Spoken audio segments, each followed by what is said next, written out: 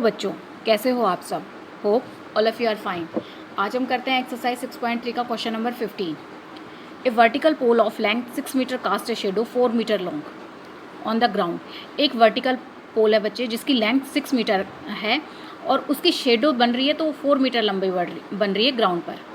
Eight the same time, उसी time पर a tower cast a shadow 28 metre long. एक tower है जिसकी शेडो 28 मीटर लंबी है।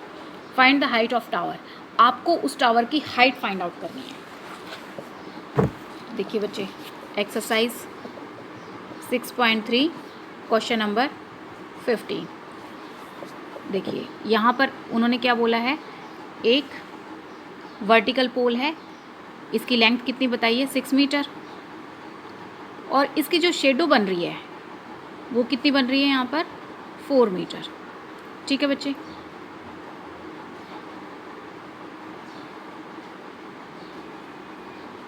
अब आगे वो कह रहे हैं सेम टाइम पर एक टावर है,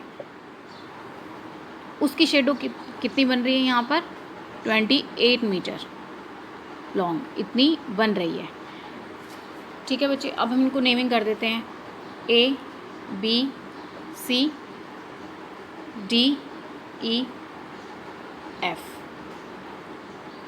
तो जब भी, क्योंकि वर्टिकल पोल है, स्ट्रेट होंगे तो बच्चे यहाँ पर 90 डिग्री का एंगल होता है। ये टावर है वो भी स्ट्रेट खड़ा होता है ग्राउंड के अकॉर्डिंग, तो फिर इसलिए ये हमेशा 90 डिग्री के एंगल ही बनाएंगे। ठीक है बच्चे, अब देखिए, अब इसमें हमारे पास गिवन क्या क्या है। AB इज वर्टिकल पोल,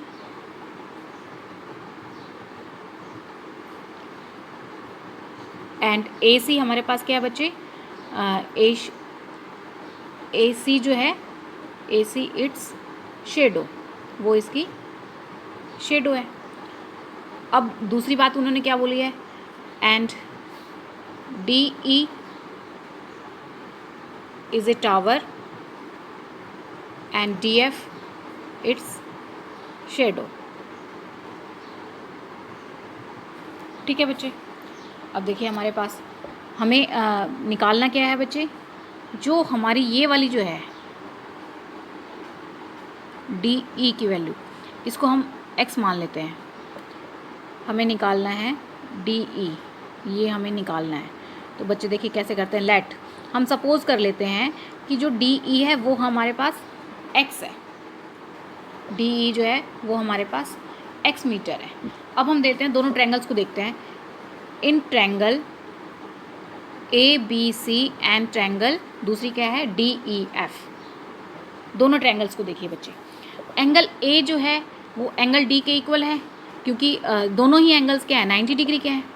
तो angle A is equal to angle D, आप लिख सकते हो ईच 90। दूसरा हमारे पास क्या है बच्चे, ये देखिए एंगल C एंगल F के इक्वल है, क्योंकि सन जो है उसने कहा सेम टाइम पर, तो वो दोनों टावर के लिए जो हम सन की जो एंगल बनाएगा वो सेम होगा। तो इसलिए आप यहाँ लिख सकते हो angle C is equal to angle F। Reason आप दे सकते हो, ईच इज़ द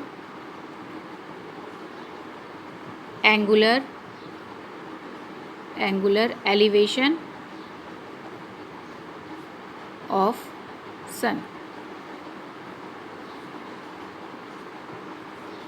ठीक है बच्चे, तो अब हमने इस ट्रायंगल के दो एंगल्स एक दूसरे के इक्वल प्रूव कर दिए, और जब दो एंगल्स इक्वल हो जाएंगे तो जो तीसरा एंगल होता है वो भी आपस में इक्वल हो जाएगा, अपने आप हो जाएगा। देखिए बच्चे, मैंने पहले भी आपको बताया हुआ है, फिर भी एक बार फिर दोबारा आपको ये बात समझा देती हूँ। जैसे एक ये ट्रायंगल है, यहाँ पर एक ये ट्रायंगल है, तो ये अगर 30 डिग्री है, ये आपके पास 20 डिग्री है, ये हमने ले लिया है 20 और ये वाला ले लिया है यहाँ पर 30। तो ये वाला जो एंगल है ये कितना बचेगा बच्चे, क्योंकि ट्रायंगल्स के एंगल्स का सम कितना होता है 180 होता है, 30 + 20 50, तो 180 में से 50 माइनस करेंगे हम लोग, तो ये आ जाएगा 130। तो इसका मतलब ये जो एंगल है हमारे पास कितना आ जाएगा, ये सिर्फ मैंने आपको बच्चे सिर्फ एग्जाम्पल के लिए दिखा रही हूँ, बाकी एंगल्स मैं नाप के नहीं कर रही हूँ। यहाँ पे 130 डिग्री एंगल बन नहीं रहा है, मैंने तो वैसे ही आपको एग्जाम्पल के तौर पर आपको दिखाया है। ठीक है, तो जैसे अगर ये 130 डिग्री बनेगा तो ये भी तो 130 होगा, क्योंकि दोनों ही 50 हैं ये भी। तो जब दो एंगल से एक दूसरे के अगर इक्वल हो जाते हैं तो तीसरा ऑटोमेटिक अपने आप इक्वल होगा ही होगा, सम ऑफ प्रॉपर्टी एंगल्स के हिसाब से। तो अब यहाँ से हमारे पास क्या होगी, दो एंगल्स इक्वल हो गए तो हम लिख सकते हैं बाय ए सिमिलरिटी क्या हो जाएंगी, triangle A B C similar है ट्रायंगल डी ई एफ के। जब हमने दोनों ट्रायंगल सिमिलर कर दी बच्चे, तो जब भी ट्रायंगल सिमिलर होती है तो हम उसे प्रोपोर्शन में लिख सकते हैं, यानी ए बी अपॉन में D E is equal to A C upon में डी एफ। हम इसको प्रोपोर्शन में लिख लेते हैं, ए बी अपॉन में D E is equal to A C upon में डी एफ। तो ए बी हमारे पास कितना है 6 और डी ई हमारे पास कितना है बच्चे, डी ई हमारे पास गिवन नहीं है, उसको हमने एक्स माना है, और ए सी हमारे पास 4 है, और डी एफ हमारे पास कितना है 28।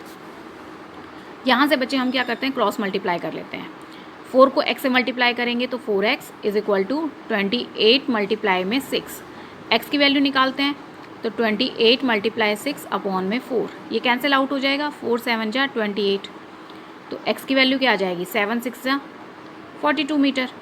तो x की वैल्यू हमारे पास क्या आ गई बच्चे 42 मीटर, और x हमने क्या माना है, x हमारे पास क्या है डी ई।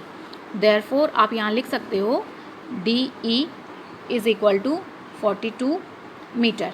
और क्या है ये, हाइट ऑफ क्या थी बच्चे, tower, height of tower is 42 metre. ये हमारा आंसर है बच्चे। अब देखिए इसका next question, question number 16। Question number 16 क्या कह रहा है बच्चे, A D and P M are medians of triangle A B C and P Q R. दो ट्रायंगल हैं A B C P Q R, और ए डी और P M जो है वो उनके मीडियंस हैं। Where triangle A B C similar है ट्रायंगल पी क्यू आर के। उन्होंने यहाँ पे दोनों ट्रायंगल्स को सिमिलर बता दिया है कि है वो हैं, गिवन कर दिया गया है, triangle A B C triangle P Q R के सिमिलर है। आपको प्रूव करना है ए बी अपॉन में P Q is equal to A D upon में पी एम, ये आपको प्रूव करना है। तो देखिए बच्चे, हम पहले फिगर ड्रॉ कर लेते हैं इसकी। तो ए बी सी और दूसरा है हमारे पास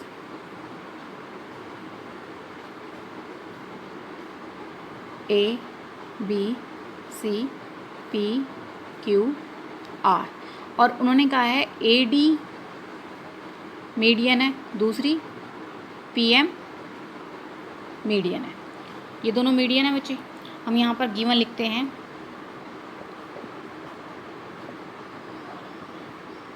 ए D and P M are medians of triangle. कौन कौन सी है, ए डी हमारे पास है ए बी सी ट्रायंगल का, और पी एम है हमारे पास पी क्यू आर का। Medians of triangle A B C and triangle P Q R respectively.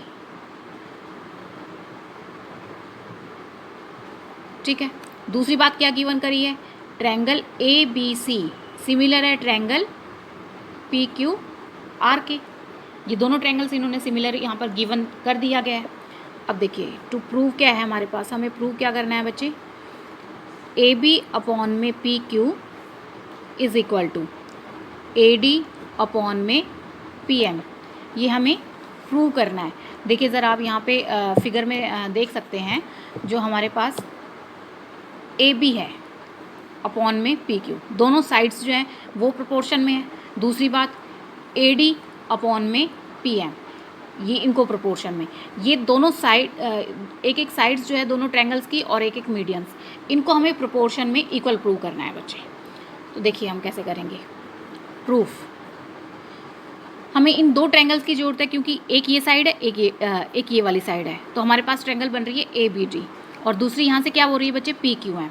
तो हम ले सकते हैं इन triangle A B D and triangle P Q M, ये वाली और ये वाली, ये दोनों ट्रायंगल्स हमने ले ली बच्चे। अब इसमें हमारे पास क्या है, एंगल बी जो है वो एंगल क्यू के इक्वल है, angle B is equal to angle Q. हम रीज़न क्या लिख सकते हैं, ऊपर हमारे पास गिवन है कि triangle A B C similar है ट्रायंगल पी क्यू आर के, ठीक है। तो जब सिमिलर हो तो इसका मतलब उसके सभी एंगल्स जो हैं वो आपस में इक्वल होंगे बच्चे, तो इसीलिए हम उसको लिख सकते हैं angle B is equal to angle Q. अब देखिए इसको अगर हम प्रोपोर्शन में करते हैं तो हम लिख सकते हैं, क्योंकि दोनों ट्रायंगल्स यहाँ पर सिमिलर में दे दी गई है, तो हम इसको लिख सकते हैं प्रोपोर्शन में ए बी अपॉन में P Q is equal to B C upon में क्यू आर। ये है हमारे पास दोनों जो साइड्स है वो रेशो में प्रोपोर्शन में हैं दोनों, तो इसको हम एज इट इज़ लिख लेते हैं बच्चे यहाँ पर ए बी अपॉन में P Q is equal to, क्योंकि हमें पता है ए डी जो मीडियन है तो बी सी का हाफ क्या हो जाएगा बी डी, तो हम लिख सकते हैं यहाँ पे half of B C is equal to upon में हाफ ऑफ क्यू आर। इसके लिए आप रीज़न यहाँ बता सकते हैं, A D and P M are median are medians, तो इसीलिए ये क्या हो जाएंगी हमारे पास दोनों जो है वो half of B C half of upon में हाफ ऑफ क्यू आर, इस तरीके से आ जाएगा आपके पास बी सी और क्यू आर के इक्वल ही रहेगा। मैंने आपको अभी ऊपर भी बताया था बच्चे, हाफ से हाफ कैंसिल आउट हो जाएगा तो हमारे पास क्या बचेगा बी सी अपॉन में क्यू आर, सेम बात रहेगी, तो इसको हम ऐसे लिख सकते हैं। अब देखिए ए बी अपॉन में P Q is equal to half of B C क्या है हमारे पास बी डी अपॉन में हाफ ऑफ क्यू आर क्या है बच्चे क्यू एम, क्योंकि हमें क्या हमने ट्रायंगल ली हुई है ए बी डी, इसमें हमारे पास हाफ ऑफ बी सी का हाफ क्या है बी डी, और यहाँ से क्यू आर का हाफ क्या है क्यू एम, तो हमने half of Q R Q M लिख लिया है और half of B C B D लिख लिया है। तो अब देखिए साइड्स का तो रेशियो हमारे पास आ गया है, ये दिस अपॉन में दिस अपॉन में दिस, और ये वाला एंगल हमने इक्वल बता ही दिया यहाँ पर।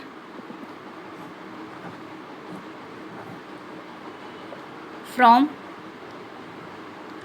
First and second we get, पहली और दूसरी से हमें क्या पता चल रहा है बच्चे कि ट्रायंगल ए बी डी जो है वो सिमिलर है ट्रायंगल पी क्यू एम के, दोनों ट्रायंगल सिमिलर हो गई हैं। अब जब दोनों ट्रायंगल्स आपस में सिमिलर हैं तो इसको हम रेशो में लिख सकते हैं ए बी अपॉन में P Q is equal to B D upon में Q M is equal to A D upon में पी एम। हमने सारी साइड्स का रेशो लिख लिया बच्चे कि ए बी अपॉन में P Q, B D upon में क्यू एम, और यहाँ से ए डी अपॉन में पी एम। लेकिन हमें किस चीज़ की ज़रूरत है, हमें सिर्फ ए बी अपॉन में पी क्यू और ए डी अपॉन में पी एम की ज़रूरत है, तो आप लिख सकते हो और ए बी अपॉन में P Q is equal to A D upon में पी एम। यही हमें प्रूव करना था बच्चे, ये हो गया है हमारे पास, हैंस प्रूव्ड, हमारा आंसर आ गया बच्चे। तो अगर आपको मेरी वीडियो पसंद आई हो तो इसे लाइक करें, शेयर करें, सब्सक्राइब करें और बेल आइकन प्रेस करना ना भूलें। Thank you for watching my video.